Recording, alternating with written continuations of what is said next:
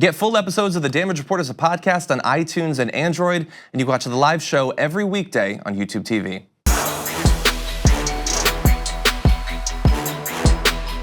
So the midterms are coming up. A lot of high-profile activist politicians, not even currently in office, are going out there trying to get people invested in voting and understanding the stakes as well.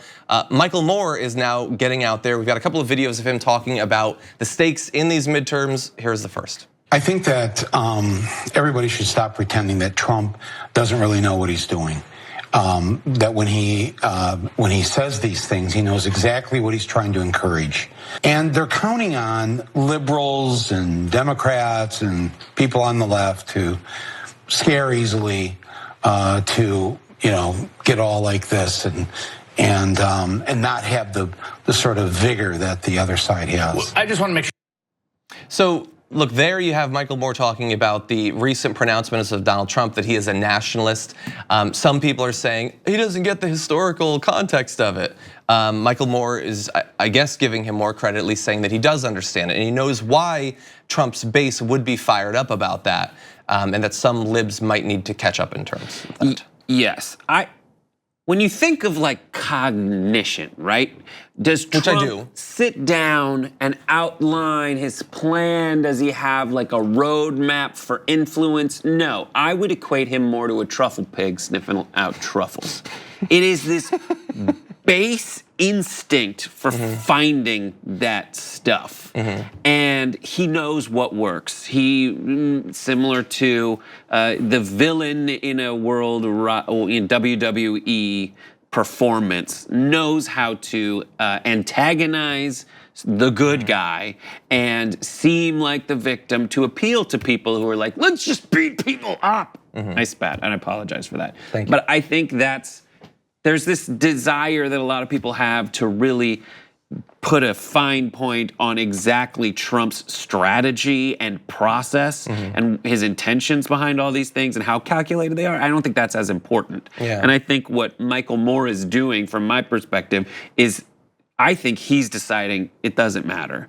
But I think the stronger position is, in Moore's opinion probably, is to just tell people he's doing it on purpose. He knows what he's doing. We have to come up with a solution. And I think that's an effective approach and a workable solution. And probably more inspiring if you want to get your side to actually do something. Because if your side just continually thinks that there is only incompetence and bumbling, tomfoolery on the other side, then do you really need to do anything about it? But if it is actually a strategy, if there's reason to believe that, then you need to stand against it. And also folks on the other side look at folks on my side and say that we are elitists and think the other side is a bunch of idiots. And I think this really defangs that counter argument from them by saying, no, they are very smart.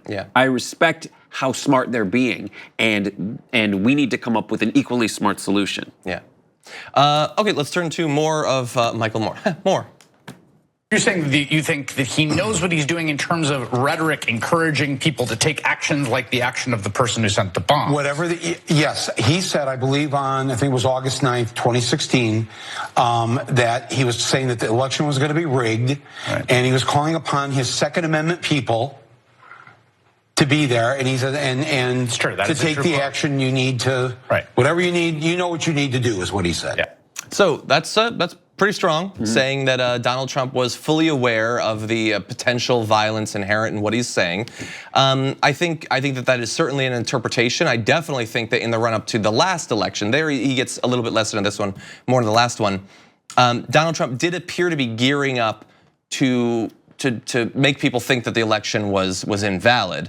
I don't think necessarily to try to violently overthrow it, but I think for his own purposes in terms of his brand and his future, it is beneficial to have your followers think you were robbed, certainly. And what's the alternative? Oh, they won fair and square? What benefit does Trump gain from that? Oh, he finally gets the respect of the other side. He doesn't want it. He doesn't want to be that person. I think a lot of politicians see the temptation, which I think it's a good temptation, one you should follow, to say, oh, let's unite the country, let's come together because I want to be president of everyone and I want to be loved by everyone.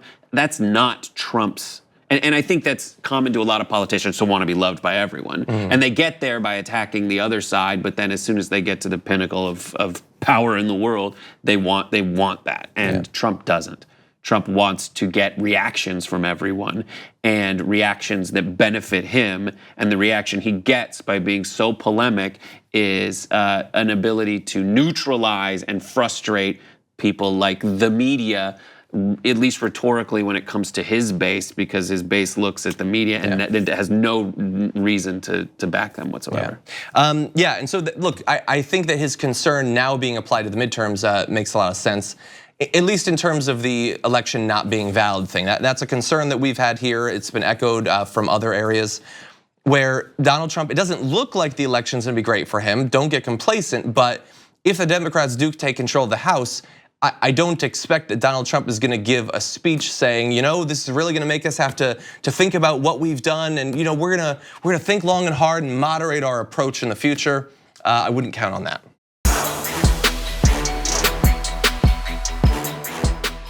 Thank you very much for watching this clip from The Damage Report. If you liked it, don't forget to subscribe to this channel and ring the bell on YouTube to get notifications of our new videos. And of course, you can catch the full Damage Report live every weekday at 1 p.m. Eastern, 10 a.m. Pacific on TYT Network on YouTube TV.